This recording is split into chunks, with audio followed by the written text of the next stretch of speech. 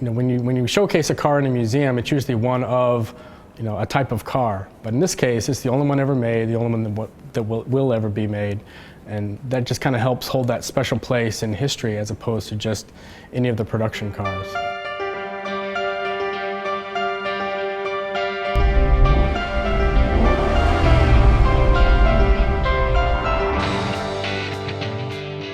Well, when you talk about cars and you talk about Detroit, I mean, you really have to take the two in consideration, because Detroit, we made the cars, but the cars also made Detroit.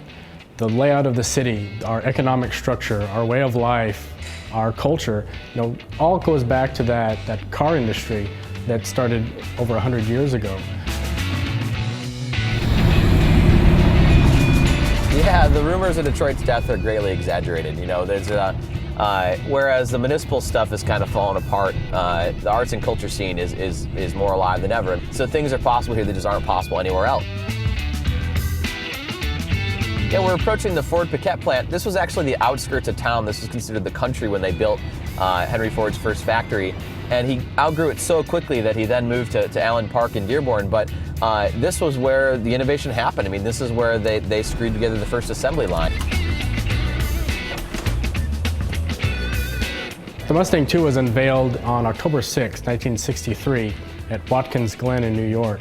Shortly after that, it kind of started to tour the country on the car show circuit, gaining a lot of attention and getting some feedback that eventually went into the 65 production model.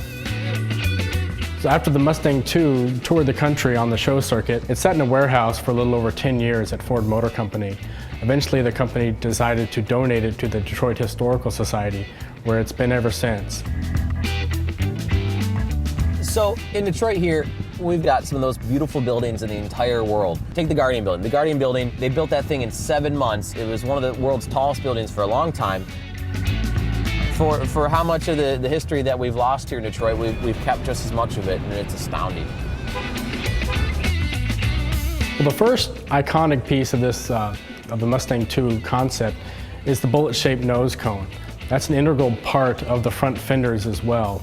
The car also came with these bullet-shaped GT-style exterior mirrors on the front fenders, 5-lug wheels, automatic trunk release, concealed emergency brake. The sets of 3 taillights, kind of started on this car and still exist even today.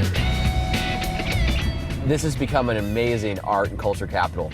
There's so much space here to open a studio, to open a little shop, to run a letterpress store. That everything is just kind of condensed into this searing hot focal point of just creativity and awesomeness.